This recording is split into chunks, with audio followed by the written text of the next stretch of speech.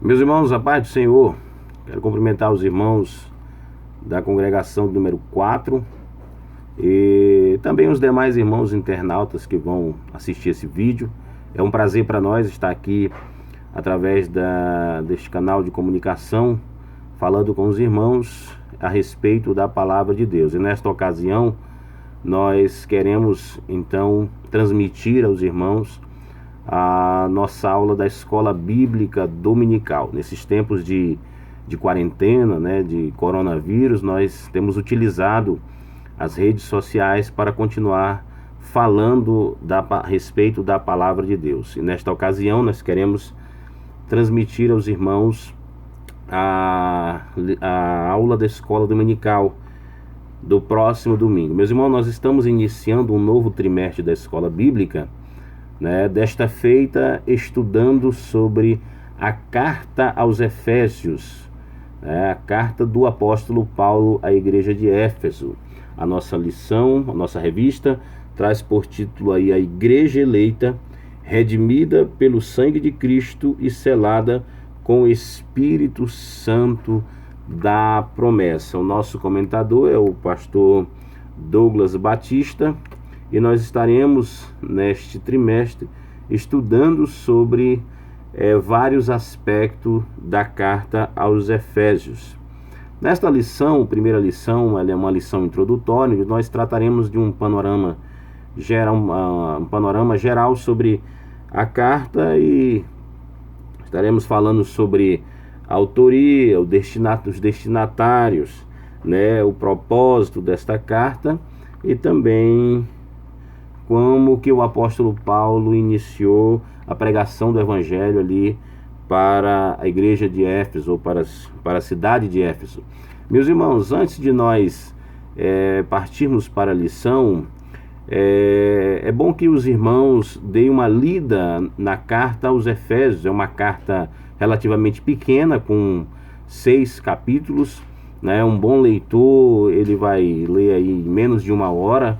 E também que nós leiamos os capítulos 19 e 20 do livro de Atos dos Apóstolos, capítulo 19 e 20 de Atos, bem como a carta aos Efésios, para que nós possamos ter um melhor aprendizado, um melhor entendimento acerca deste assunto. Na lição de hoje, lição de número 1, ela traz por título Carta aos Efésios, saudação aos destinatários. O texto áureo é o capítulo 1, versículo 2 da carta, que diz assim: a vós, graça e paz da parte de Deus, nosso Pai, e da do nosso Senhor Jesus Cristo. Verdade prática diz assim: a epístola aos Efésios revela o propósito eterno de Deus para a igreja de Cristo. Nossa leitura bíblica em classe está em Efésios capítulo 1, versículos 1 e 2, Atos dos Apóstolos, capítulo 19, versículo 1 ao versículo de número 7. Meus irmãos, conforme colocado aqui pelo nosso comentador, a carta aos Efésios, ela é conhecida ou chamada como a rainha das epístolas, coroa dos escritos do apóstolo Paulo. Por quê? Porque nesta carta vai ser revelado com maior excelência qual é o propósito de Deus para a sua igreja. Qual é o propósito de Deus para a sua igreja revelado através do seu Filho Jesus Cristo. Por isso, os estudiosos chamam esta carta de o maior tratado de eclesiologia da Bíblia Sagrada, ou seja, porque nela está revelado o propósito de Deus para a sua igreja. Quanto à autoria, a carta foi escrita pelo apóstolo Paulo, conforme ele mesmo declara aí nos capítulos de número 1, versículo de número 1, capítulo de número 3, versículo de número 3, capítulo 4, versículo de número 1. Então a carta, ela foi escrita pelo apóstolo Paulo, conforme ele mesmo se apresenta nesta carta. Nós devemos, irmãos, lembrar que a primeira vez que o apóstolo Paulo é citado na Bíblia, ele aparece com o nome de Saulo. Isso está registrado no livro de Atos dos Apóstolos, capítulo 7, versículo 58. Ali, quando os judeus apedrejaram o evangelista Estevão, diz a palavra do Senhor que aqueles que praticaram essa atrocidade depositaram suas vestes aos pés de um jovem chamado Saulo. Então essa é a primeira vez que Saulo, que Paulo, que tinha também o nome de Saulo, aparece na Bíblia Sagrada, desta feita com o nome de Saulo. Mas em Atos, capítulo de número 13, versículo 9, vai dizer que ele atendia também pelo nome de Paulo, né? Saulo tinha também o nome de Paulo. Saulo era a tradução grega do seu nome hebraico, né? Saulo era a tradução do seu nome hebraico, porque Saulo seria uma derivação do nome Saul, que foi o primeiro rei de Israel, que era da mesma tribo que o apóstolo Paulo, qual seja da tribo de Benjamim. Isso aí você pode conferir em Atos capítulo 13, versículo 21 e Filipenses capítulo 3, versículo de número 5, né? Então esse nome de Saulo poderia talvez ser uma homenagem colocada pelos seus pais ao grande rei Saul, né? E que traduzido então para o grego, Saul foi traduzido como Saulo, né? E o significado deste nome, Saulo, segundo coloca nossa revista, é solicitado, né? Solicitado seria o significado do nome Saulo. Já o nome Paulo é um nome romano, era o nome romano do apóstolo, né? Nós devemos lembrar que Paulo tinha dupla cidadania. Paulo era judeu por nascimento e era romano por naturalização, né? Paulo afirma isso em Atos capítulo 22, versículo 3, onde ele afirma que era judeu por nascimento, porém havia nascido numa província romana da Cilícia, na cidade de Tarso. Diz a história que no ano 66, o governador Popeu agraciou os cidadãos de Tarso, inclusive os judeus, com um título de cidadão romano honoris causa, por terem esses cidadãos auxiliado os romanos na expulsão de piratas que dominaram o litoral da Cilícia. É possível, então, meus irmãos, que o avô, quem sabe o pai do apóstolo Paulo, tenha sido agraciado nessa época com esse título, qual seja de cidadão romano. É possível que isso tenha acontecido e aí então teria repassado esse privilégio ao filho Paulo, né? Como cidadão romano, a pessoa que tinha esse privilégio de naturalizar-se um cidadão romano, ela dispunha de alguns privilégios, tais como acessos a cargos públicos, né? Poderia participar das assembleias políticas da cidade de Roma, tinha algumas vantagens de natureza fiscal, tributária, mas o mais importante de ter esse título era de que um cidadão romano, ele tinha todas as garantias atribuídas pelo direito romano quando passasse por um julgamento. E aí o apóstolo Paulo, ele usa dessas prerrogativas que a cidadania romana lhe conferia. Se você observar em Atos capítulo 16, versículo 37, você vai ver que Paulo, ao ser preso juntamente com Silas e ser açoitado, depois as autoridades da cidade de Filipos então mandam soltá-lo. Ele diz: não, peraí, vocês cometeram uma ilegalidade, porque vocês açoitaram um cidadão romano.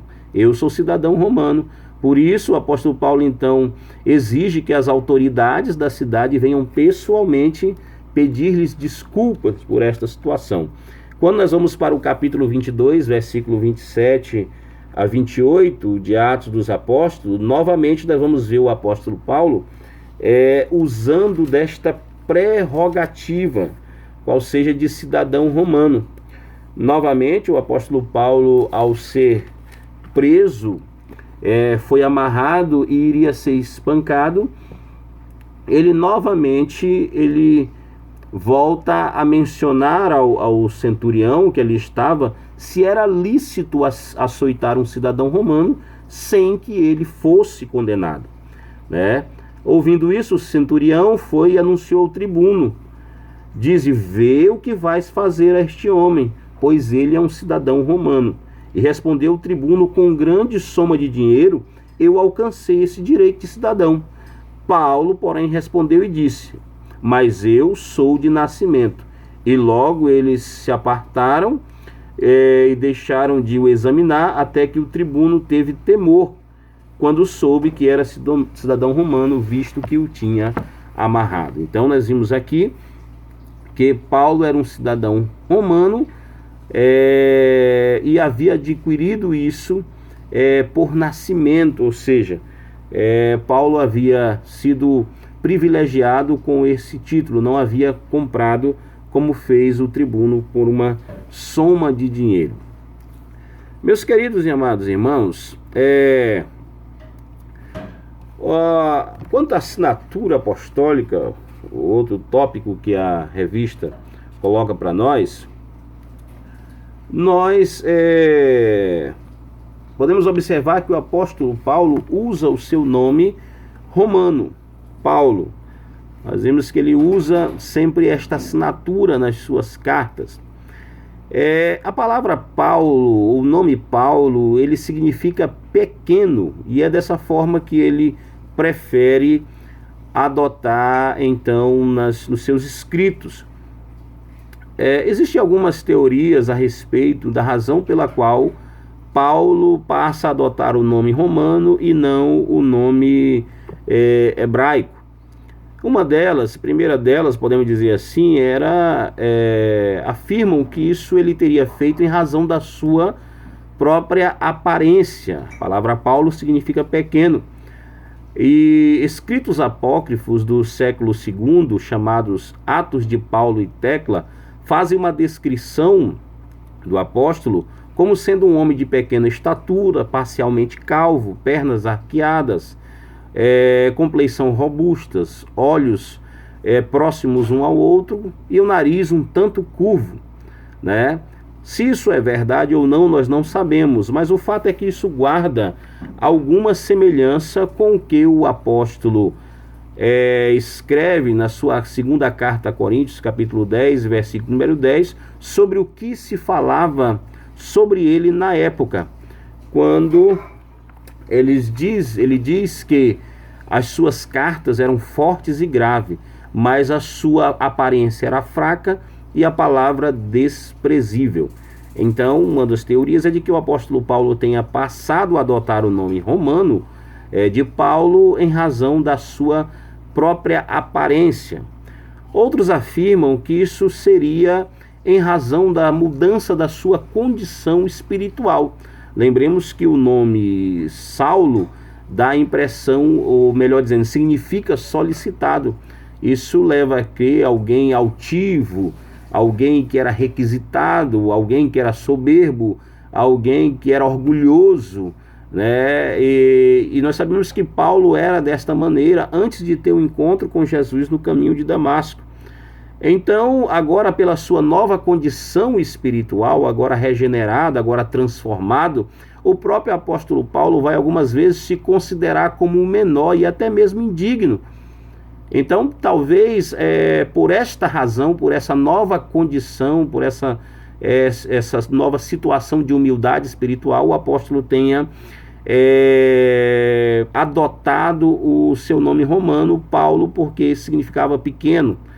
Mas a terceira hipótese que a revista coloca para nós aí é que o apóstolo Paulo teria adotado esse nome em razão da sua própria chamada. Lembremos de quando o Senhor aparece ao apóstolo, o Senhor vai dizer que ele é um vaso escolhido para levar o seu nome diante das autoridades e tal, e diante dos gentios, né? Então o apóstolo Paulo foi chamado por Deus para levar o evangelho aos gentios. Isso fica claro dos registros de Romanos capítulo 11, versículo 13, Gálatas capítulo 2, versículo 7 a 9, e na sua segunda carta a Timóteo, capítulo 1, versículo 11. Então, provavelmente, Paulo tem adotado este nome, ou seu nome romano, porque era mais apropriado para ele identificar-se com o mundo gentílico e, consequentemente, evangelizar o mundo gentílico.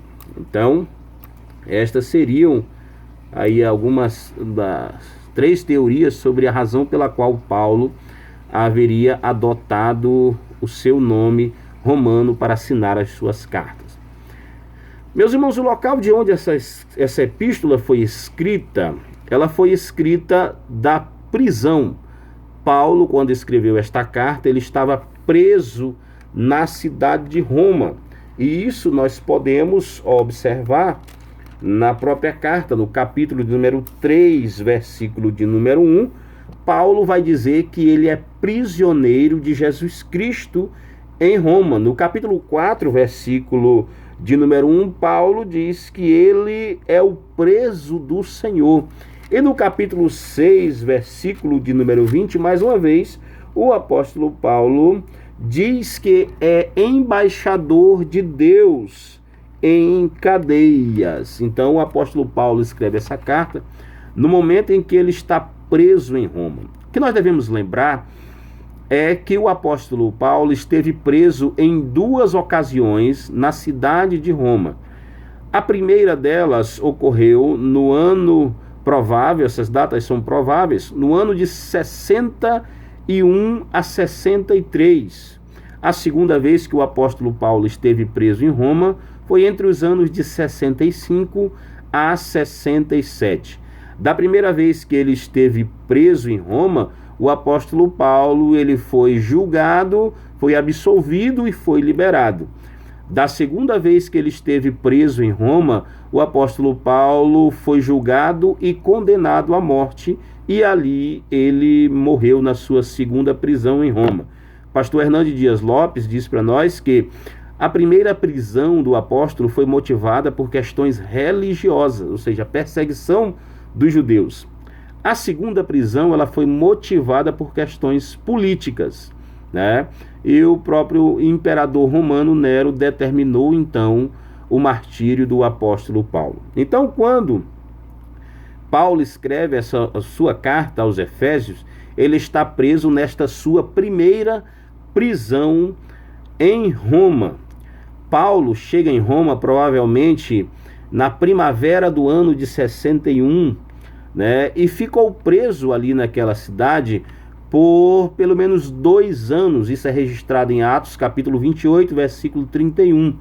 Paulo provavelmente ficou preso durante 2 anos ali e fora solto em meados do ano de 63, antes que houvesse aquele grande incêndio que aconteceu em 64 em Roma, que devastou a cidade de Roma. Então, nesse período que o apóstolo Paulo teve preso em Roma, ele continuou, ele tinha uma certa liberdade. Diz a palavra de Deus que o apóstolo Paulo ficou preso em regime domiciliar, ele ficou preso na sua própria casa, que ele alugara na cidade de Roma, e ali ele tinha liberdade para receber visita, para pregar o evangelho, para ensinar, e inclusive para escrever as suas cartas, né? Então ele esteve preso ali em Roma, e foi o momento em que o apóstolo Paulo ele evangelizou toda a guarda pretoriana. Isso ele registra em Filipenses capítulo 1, versículo 12 a 14, e Atos dos Apóstolos 28, 16. O apóstolo Paulo ficou preso na sua residência, com certeza ali algemado a um cidadão, a um soldado romano da guarda pretoriana, que era a guarda de elite do imperador. E Paulo, meus irmãos, não perdia tempo, ele aproveitava para evangelizar aqueles soldados de elite do Império Romano, e talvez foi através destes soldados que o evangelho chegou até o palácio de Roma. Com certeza a história vai nos dizer aí que pelo menos 4 soldados romanos se revezavam durante o dia na custódia do apóstolo Paulo. E ali o apóstolo Paulo aproveitava então para evangelizar estes soldados. Nesse período, meus irmãos, foi então que o apóstolo Paulo escreve a sua carta aos Efésios, e não apenas a carta aos Efésios, mas outras 3 cartas, né? Colossenses, Filipenses e Filemon.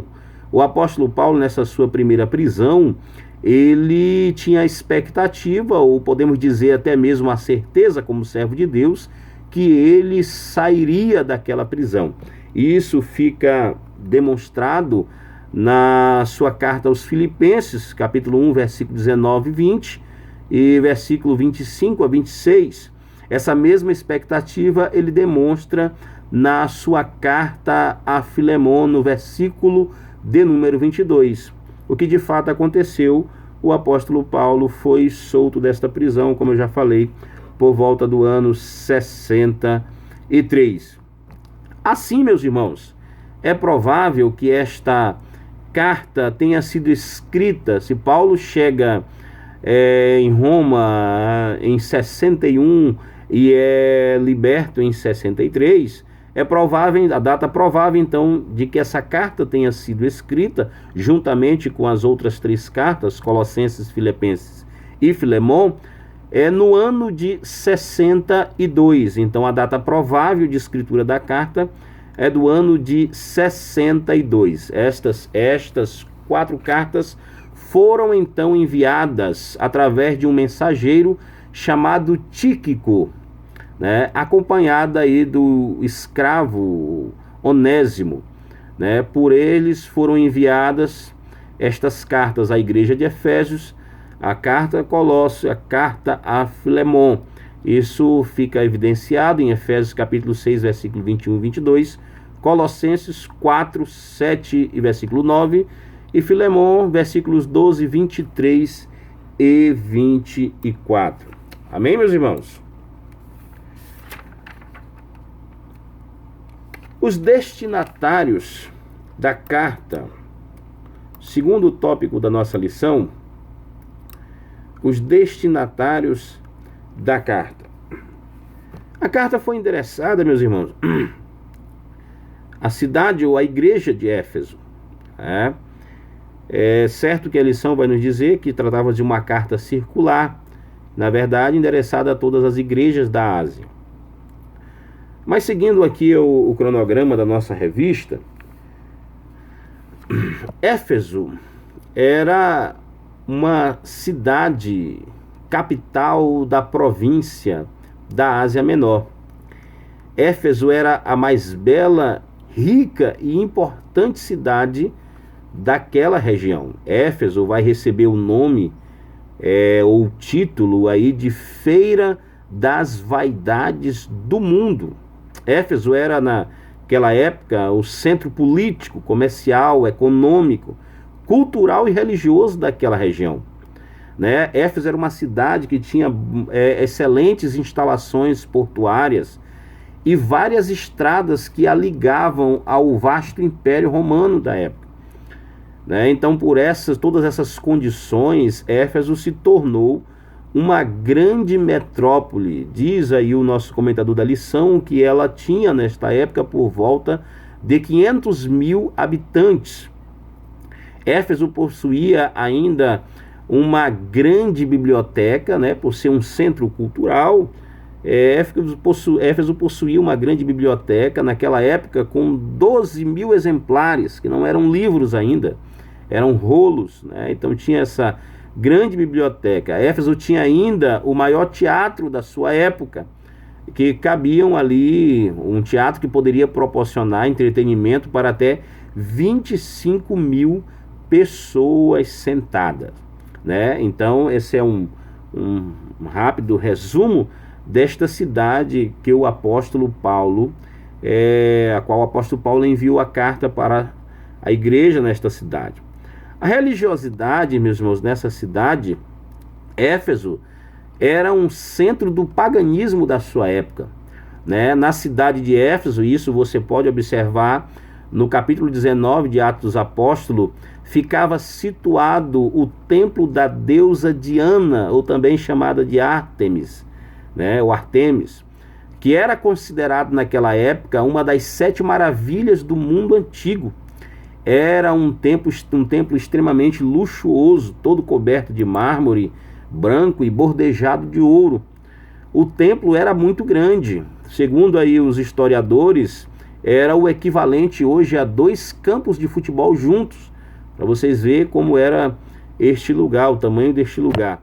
Mas o templo, irmãos, da deusa Diana, ele era um lugar de intensa idolatria, prostituição, bebedeira, orgia e tudo enquanto não prestava, né? Diz a história que uma pessoa que cometesse um crime e conseguisse chegar ao templo da deusa Diana, na cidade de Éfeso, as autoridades não poderiam mais colocar as mãos sobre ele. Era uma espécie de asilo para criminosos.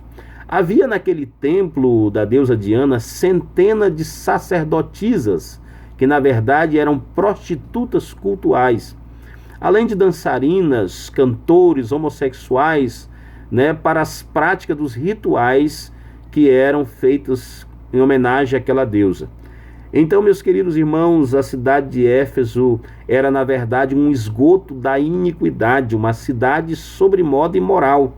Nela imperava o misticismo, ocultismo, idolatria, a imoralidade, a perseguição, a sedução, o culto ao imperador e tudo enquanto não presta, parece que tinha na cidade de Éfeso. Isso fica claro quando nós lemos o capítulo de número 19 de Atos dos Apóstolos, quando isso fica ali explícito um pouco da situação daquela cidade. Paulo, meus irmãos, chega na cidade de Éfeso, e agora nós passamos para o tópico sobre a igreja de Éfeso. Paulo chegou então em Éfeso e fica naquela cidade por 3 anos. Atos capítulo 20, versículo 31, vai dizer que o apóstolo Paulo ficou ali naquele local por 3 anos. Aliás, foi o maior período que o apóstolo Paulo ficou em um lugar evangelizando. E a partir de Éfeso, irmãos, a partir da igreja de Éfeso, o evangelho, ele se espalhou por toda a região da Ásia Menor, né? Através da igreja de Éfeso é que o apóstolo Paulo vai plantar outras igrejas naquela região da Ásia Menor. Isto fica está registrado no capítulo de número 19 de Atos dos Apóstolos, versículo de número 26. Vale lembrar que essa região da Ásia Menor é aquela região onde cerca de 35 a 40 anos depois, Jesus vai mandar uma carta para as 7 igrejas. Aquelas igrejas lá de Apocalipse, elas ficavam situadas nessa região da Ásia Menor, onde o apóstolo Paulo foi quem pregou o evangelho nessa região. Quer ver?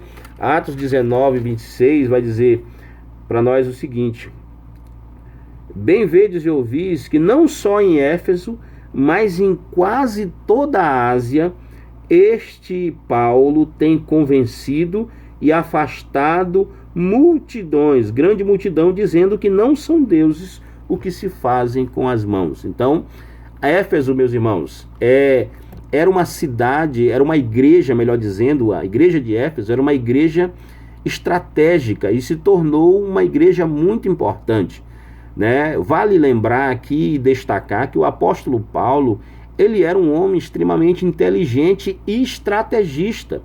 Paulo escolhia com excelência as cidades onde ele plantaria a igreja. Paulo não saía plantando igreja aleatoriamente, né? Pregando aleatoriamente o evangelho, não. O apóstolo Paulo, meus irmãos, ele era estrategista. Ele sabia que se o evangelho chegasse em Éfeso, o Éfeso era o corredor do mundo. Então, o evangelho com certeza teria livre trânsito e chegaria a lugares longes.